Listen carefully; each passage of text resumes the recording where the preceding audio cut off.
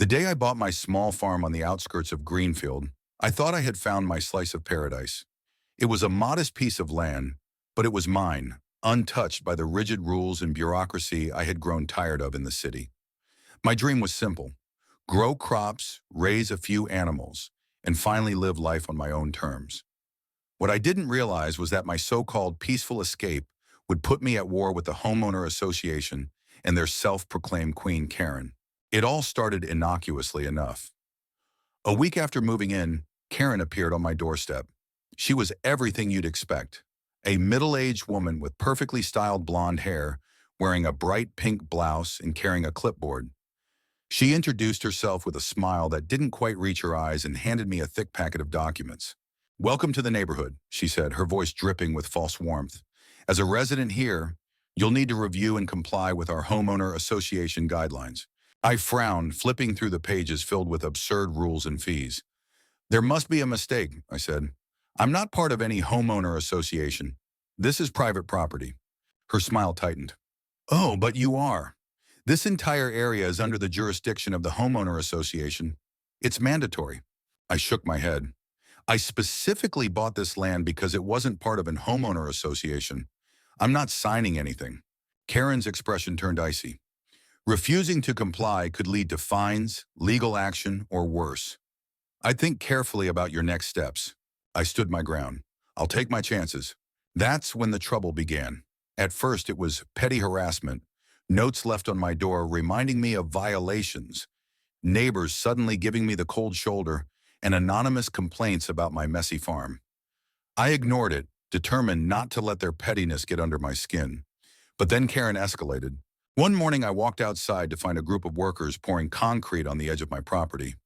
My heart sank as I realized they were laying the foundation for a parking lot on my farmland. I stormed over, shouting to be heard over the machinery. "What the hell do you think you're doing?" Karen was there, of course, standing off to the side with her clipboard and a smug grin. "Oh, Jake," she said, feigning surprise. "Didn't you get the notice? The homeowner association has designated this area for community parking. It's for the greater good." "This is my land," I shouted. "You can't just take it." She raised an eyebrow. "Actually, we can. It's in the bylaws. Maybe you should have read the packet I gave you." I clenched my fists, my mind racing.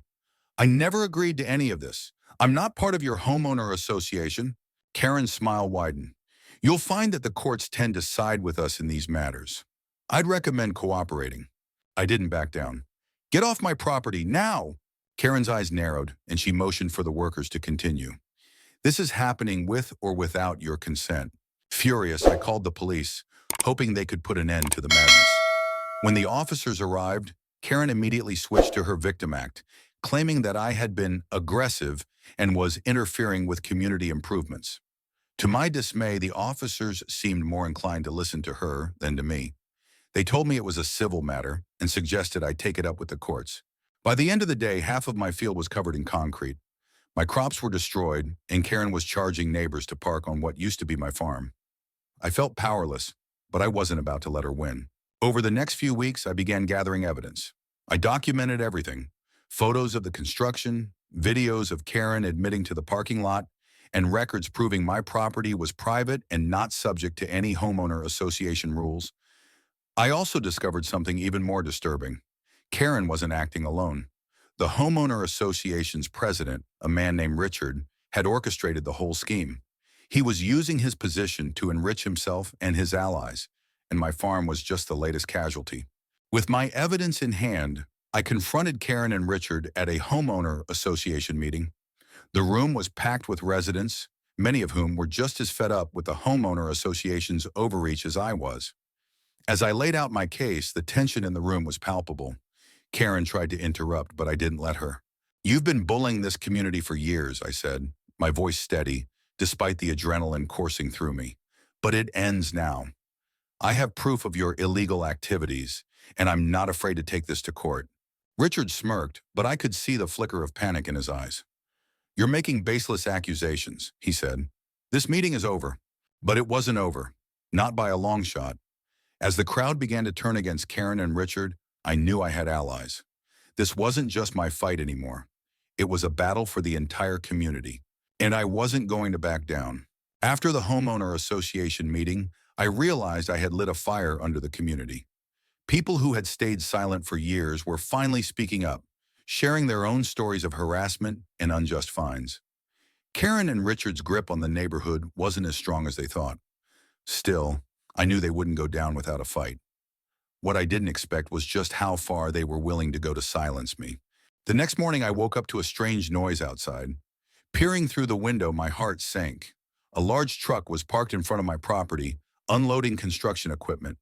Workers were setting up barriers and machinery right in the middle of my driveway. I threw on my boots and stormed outside. "What the hell is going on here?" I demanded. One of the workers glanced at me but quickly looked away. Karen's voice answered from behind the truck. "Oh, good morning, Jake," she said, her tone as sugary as ever. "We're expanding the parking lot. It's all perfectly legal, of course." "You can't block my driveway," I shouted. "This is private property." Karen stepped closer, holding up a piece of paper. "Actually, it's a public easement now. The homeowner association filed the necessary paperwork. You'll find it's all above board." I snatched the paper from her hand and scanned it. It looked official, but something about it didn't sit right. The signature at the bottom wasn't from any local government official I recognized. "This is forged," I said, glaring at her. Karen's smile didn't waver. "If you have a problem, take it up with the courts, but I'd advise against it. Legal battles can be so expensive." I clenched my fist, trying to control my anger. "You're not going to get away with this." "We'll see about that," she said, turning to leave. "Have a nice day." Over the next few days, the construction continued. I couldn't leave my property without maneuvering around heavy machinery and piles of gravel. The noise was constant, and the damage to my land was growing worse by the hour. I felt trapped, but I wasn't going to let them win. I started by contacting a lawyer, explaining the situation and showing him the supposed easement document. He confirmed my suspicions. It was a fake. With his help, I filed a complaint with the county, requesting an immediate investigation. Meanwhile, I began rallying my neighbors. If we stood together, we could put an end to Karen and Richard's reign of terror. The turning point came one evening when I was out speaking to a group of neighbors. We were standing by the road discussing our options when a car sped by and swerved dangerously close to us. I caught a glimpse of the driver. It was Richard. He smirked as he sped off, leaving a cloud of dust in his wake. "That was no accident," one of my neighbors muttered. "He's trying to intimidate us." I nodded, my resolve hardening. "Then we need to hit them where it hurts." With the help of my lawyer, I organized a formal petition to remove Richard from his position as president of the homeowner association. We collected signatures from over half the residents in just a few days. But before we could submit it, Karen struck again. One morning, I found my livestock pen had been vandalized. The fence was cut, and several of my animals were missing. It was a devastating blow, both financially and emotionally. I reported the incident to the sheriff, but without evidence, there wasn't much they could do. Desperate for answers, I reviewed the footage from a security camera I had recently installed. Sure enough, there it was, grainy footage of two men cutting the fence under cover of darkness. One of them was wearing a jacket with the logo of the construction company Karen had hired. Armed with this evidence, I confronted Karen and Richard directly. This time, I wasn't alone.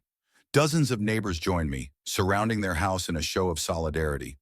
Karen came to the door, her usual smug demeanor replaced by nervousness. "This ends now," I said, holding up the footage. "You've crossed the line and we have proof. The authorities will hear about this." Richard appeared behind her, his face pale. "You're making a big mistake," he said, his voice unsteady. "You don't know who you're dealing with." "Neither do you," I shot back. "This community is done being your victim." The crowd cheered, and for the first time I saw fear in their eyes. It wasn't over yet, but I knew we were finally gaining the upper hand. The confrontation at Karen's house had sent shockwaves through the neighborhood. Word spread quickly that the homeowner association's reign of intimidation was being challenged. For the first time in years, the community seemed to have hope. But with Karen and Richard cornered, they grew even more desperate and dangerous. It started with anonymous threats. Late one night, I found a note taped to my door. In bold letters, it read, "Drop the petition or pay the price." The next day, one of my neighbors, who had been vocal in supporting me, discovered her car's tires slashed. It was clear Karen and Richard were resorting to scare tactics, but I refused to back down. With my lawyer's help, we submitted the petition to the county, officially requesting an investigation into the homeowner association's activities and a vote to remove Richard from his position as president. The petition was a direct challenge to their power, and it wasn't long before they retaliated. One afternoon, while I was repairing the vandalized fence on my farm, a loud crash echoed from the direction of my house. I dropped my tools and ran toward the sound, my heart pounding. When I reached the driveway, I froze. The front window of my house had been shattered, and a brick lay on the floor inside. Tied to it was another note. "This is your final warning." The sheriff arrived shortly after, but as usual, there was little they could do without solid evidence. Frustrated but undeterred, I doubled down on my efforts to expose Karen and Richard. I started reaching out to local news outlets, sharing my story and the evidence I had collected. To my surprise, a reporter from a regional news station expressed interest in covering the story. The reporter, Lisa, arrived at my farm a few days later. She was in her early 30s, with a no-nonsense demeanor and a sharp eye for details. As we walked through the property, I showed her the damage caused by the illegal parking lot, the vandalized pen, and the threatening notes. "This isn't just about you," Lisa said, scribbling in her notebook. "It sounds like this entire community has been living under their thumb. If we can get enough people to speak out, it could be a game changer." With Lisa's help, we organized a community meeting at a local park. Over 50 residents showed up, many of them sharing their own experiences of harassment and unfair treatment by the homeowner association. Some were hesitant to speak on camera, fearing retaliation, but others were more than ready to stand up to Karen and Richard. The night after the meeting, Lisa's segment aired on the evening news. It was a powerful piece featuring interviews with several residents and footage of the illegal parking lot on my farm. The story painted a damning picture of the homeowner association's corruption, and by the next morning it had gone viral on social media. Karen and Richard's response was swift. They held an emergency homeowner association meeting, which I attended along with several other residents. The atmosphere was tense, with whispers and glares filling the room. Karen stood at the front, trying to regain control. "These accusations are baseless," she said, her voice wavering slightly. "The homeowner association has always acted in the best interest of the community." I stood up, holding a folder of evidence. "Then why don't you explain this?" I said, handing the documents to the crowd. "These are forged easement papers, falsified fines, and records of unauthorized use of funds. This isn't acting in the best interest. It's theft and fraud." The room erupted in chaos. Residents began shouting questions at Karen and Richard, demanding answers. Karen's face turned red as she struggled to maintain her composure. Richard, on the other hand, remained silent, his jaw clenched tightly. Suddenly, one of the residents stood up and pointed at Richard. "I've had enough of your lies. You fined me for having a garden gnome, for crying out loud. This ends now." The crowd cheered in agreement, their voices growing louder with every passing second. Karen and Richard tried to regain control, but it was too late. The residents had finally had enough. Just when it seemed like the situation couldn't escalate further, a uniformed officer entered the room. "We've received multiple complaints about illegal activities linked to this association," he announced. "I'm here to inform you that an investigation is officially underway." Karen's face went pale and Richard visibly tensed. The officer continued, "Until the investigation is complete, all homeowner association activities are to be suspended. Anyone found tampering with evidence will face legal consequences." The room fell silent as the weight of the officer's words sank in. Karen and Richard exchanged a glance, their once unshakable confidence now replaced with fear. As the officer left, the residents began to cheer. For the first time, it felt like justice was within reach. But I knew better than to celebrate just yet. Karen and Richard had proven time and again that they were willing to play dirty. The fight wasn't over, but at least now, the playing field was starting to level. The announcement of the investigation was a turning point, but it didn't signal the end of the battle. If anything, it seemed to embolden Karen and Richard to resort to even more desperate measures. I knew they wouldn't go down quietly, but I wasn't prepared for the chaos that was about to unfold. 2 days after the meeting, I woke up to find a drone hovering over my property. It wasn't the first time I'd noticed one, but this time it was flying low and appeared to be filming. Frustrated, I grabbed a tarp and covered the remaining crops, then waved my arms to scare it off. The drone lingered for a moment before retreating toward Karen's house. It was clear they were still trying to intimidate me, or worse, gather more bogus evidence against me. Later that day, I received a call from Lisa, the reporter. "Jake, I've been digging into Richard's background, and you won't believe what I found," she said. "He's been involved in similar schemes in other neighborhoods. He'd move in, take over the homeowner association, and milk it dry before disappearing." "Do you have proof?" I asked, my pulse quickening. "Plenty," Lisa replied. "I'm putting together a follow-up piece. This might be what finally takes him down." As encouraging as Lisa's findings were, they also made me uneasy. If Richard felt cornered, there was no telling what he might do. That fear was realized the very next night. I woke to the sound of shouting and the faint smell of smoke. Rushing outside, I saw flames licking at the edge of my barn. My heart dropped. Someone had set it on fire. I grabbed a hose and started dousing the flames, yelling for help. Within minutes, a few neighbors arrived with buckets of water, and together we managed to put out the fire before it consumed the entire structure.